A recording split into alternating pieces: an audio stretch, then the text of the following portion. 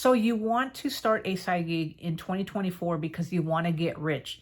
Yes, guys, a side gig can make you rich. But wait. Before you start a side gig, I want to share with you guys 4 things that you need to have in place before starting a side gig. And these are 4 things that I wish somebody had told me when I started my side gigs several years ago. But before we jump into these 4 things, let me know down in the comments, what's the number 1 thing a person needs to do if they want to get rich or wealthy? So let's go ahead and jump into the 4 things that you need to have in place to help create a solid foundation so that you can create a side gig from home that actually earns you money.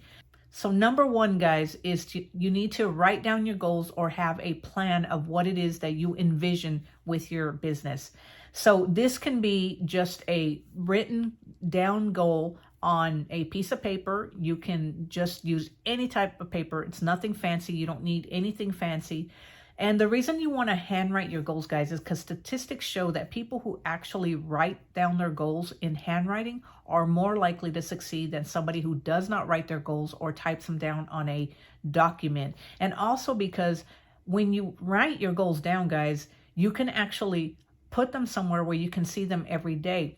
So you want to have a 1-year, 3-year, 5-year, 10-year, and possibly even a 20-year goal of where it is that you envision your business to go.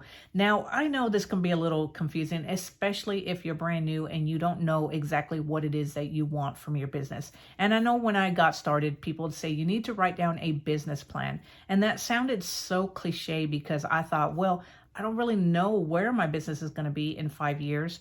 So I didn't write it down because it felt like it was too concrete. But the great thing about a goal is that it's not concrete. It's something that you write down on a piece of paper of where it is that you envision your goal to be. Because believe it or not, most people who want to start a side gig or want to make more money have no clue why they want to do it. They just know that they want to make more money, but they don't have a plan, an action of where they think their business is going to go or how they plan on using this money once they earn it. And the reason you're doing this, guys, is because when you actually know why you're doing this, it's going to help you through those tough times, because starting a business is very hard. You can actually look at your plans and look at your goals, and then you'll know why you started it, because your goals are going to help you stay motivated when things are tough or when you're not earning enough money, especially at the beginning. So if you're starting a side gig with the sole intention of earning money and that's your why, chances are you're not going to succeed, because like I said, the money doesn't come right away. It takes a lot of work and a lot of time to be able to earn money online or any type of side gig business, whatever type of side business you're doing. So before you start that side business, guys, make sure you sit down and take the time to write out your goals and where you envision this to go. As I said, this sounds easy, but you'd be surprised on how many people never write down their goals. So when you ask them why are they working on their side gig, why are they trying to earn more money, they have no clue why they're doing it. They don't have their goals or their purpose of what they're doing and why they're working so hard. Also, guys, having your goals written down or having a plan with your business will help you, because when you start earning more money, you'll already have a plan of what you want to do with it. So before starting your side gig, guys, take the time to create a long-term plan for that business and the income that you earn from that business. And then take massive action to reach your goals, because as I said, it's going to take a lot of time and hard work to earn money from your side gig. So the second thing, guys, is to invest in the stock market. So before you start your side gig, you want to make sure that you're investing in the stock market today. If you have a job, you want to make sure that you're investing at least up to the company match into your 401k. And if you don't have access to a 401k because your employer doesn't offer it, then you want to make sure that you're investing in a Roth IRA. Now, a Roth IRA is an after-tax retirement account. And the reason I say a Roth IRA before you do a brokerage account, because as I mentioned, you pay taxes on the money that you put into your Roth IRA, meaning that when you turn 59 and a half or you're ready to start using that money, you've already paid taxes on it. So when you pull it out, that money is tax-free because you've already paid taxes on it when you were younger. So With you're doing these two steps, whether you're investing in a company 401k, you're getting the match from your employer, or you have a Roth IRA that you're putting your own funds into it, you're going into your business with a different mindset that most people have. So when you're earning more money, you're coming at it from a perspective of, I already know how to invest, so I'm going to use this extra money that I'm making online to buy some assets. Because guys, the only way to create wealth or get rich is to buy assets that make you money while you sleep.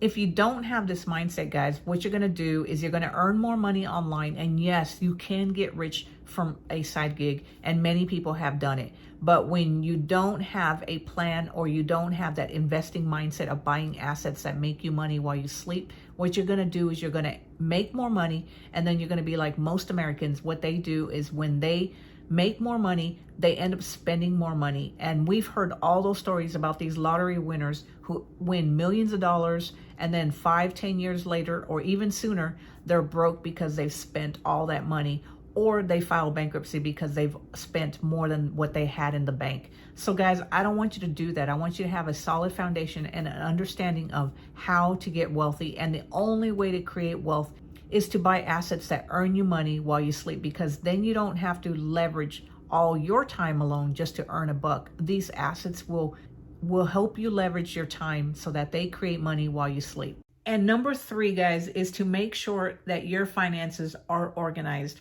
So you don't want to be trying to start a business on top of bad money management skills. And what do I mean by that is, I mean that if you can't manage your current household income and you're constantly living paycheck to paycheck, not because you don't earn enough money, but because you're spending more than what you make and you have no idea where every dollar is going, then you have no business trying to earn more income. And the reason being is because earning more income might cause you more problems than you think. Because when you become an entrepreneur, you're responsible for paying your own taxes, especially if you live in the United States, guys.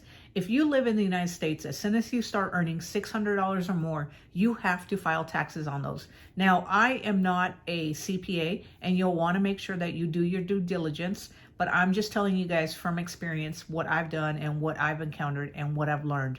So as a self-employed entrepreneur, as I mentioned, you'll be responsible for paying your quarterly taxes. And if you don't pay your quarterly taxes, you will be penalized on your taxes if you owe more than $1,000. And these rules could have changed. I know this is what happened to me last year, but you'll be responsible for paying your business expenses. You'll be responsible for paying quarterly taxes and your taxes at the end of the year. You'll be responsible for your retirement if you want to put money aside for your retirement, paying yourself a wage while still leaving money in your business account. And as soon as you start earning more money, if you start hiring people to help you grow faster, then you're going to be responsible not only for your income, but for somebody else's income.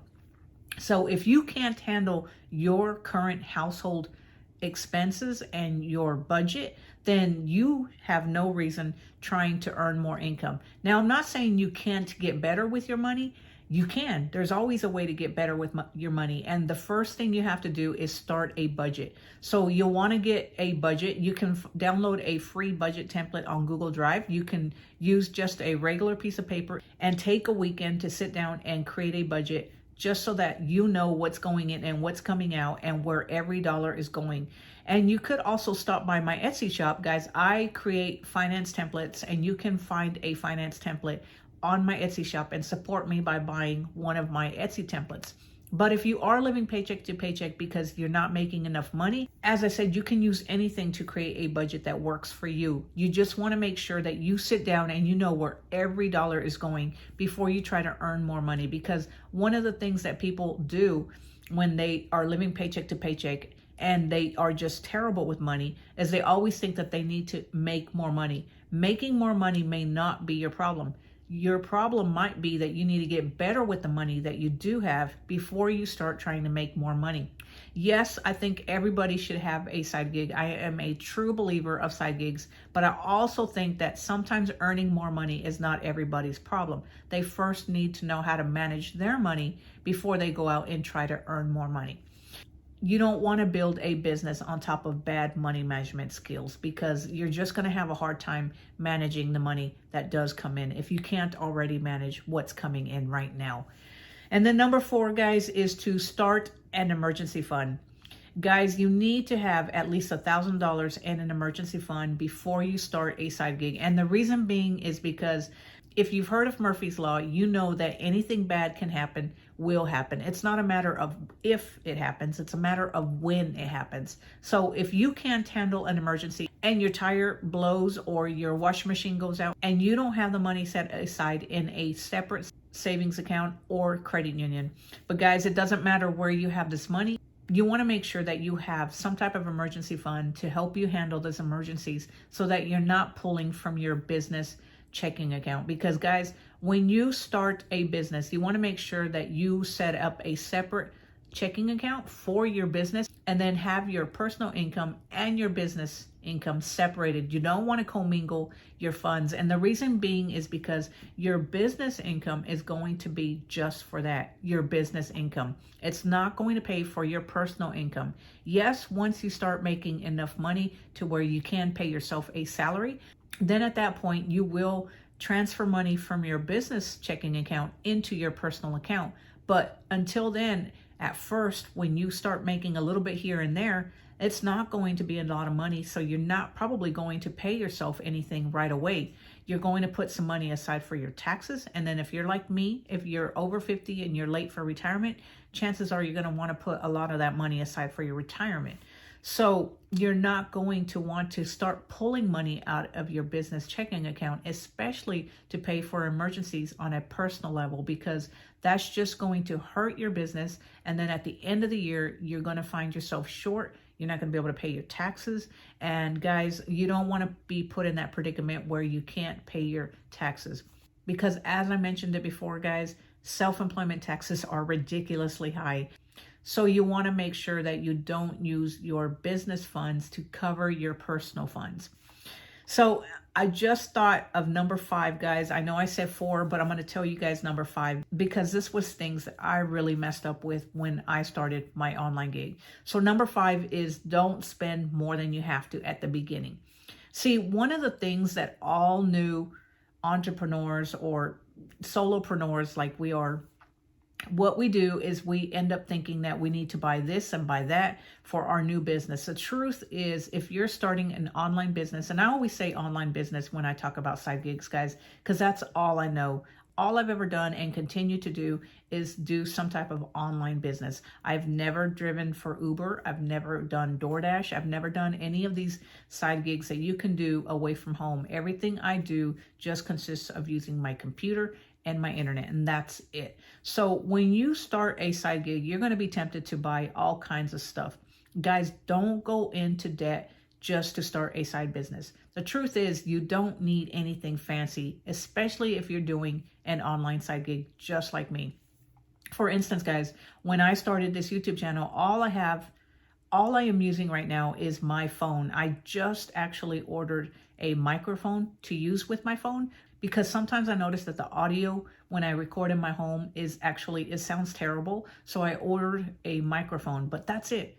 And my business paid for that from my blogs. So I didn't take that money out of my personal expenses, because everything that you buy for your business should come out of your business expenses, because you get a tax write-off at the end of the year. Now, as I mentioned, guys, I am not a CPA. These are just things that I've learned from running my business for over 10 years, and I'm sharing them with you because I don't want you to make the same mistakes that I made. When I started my first business several years ago, I thought I had to have everything up front, so I went and I got into debt just to start my side gig. And that's not how you want to do it. You want to make sure that your business can pay for the stuff. Now, I'm not saying that you can get started for free. Yes, there are ways to get started for free, but if you are building a business, you will have to pay a little bit upfront, depending on the type of business that you start. But let's just say you decide to start a YouTube channel. If you already have a smartphone, your smartphone has a camera that it can use and it already can do audio.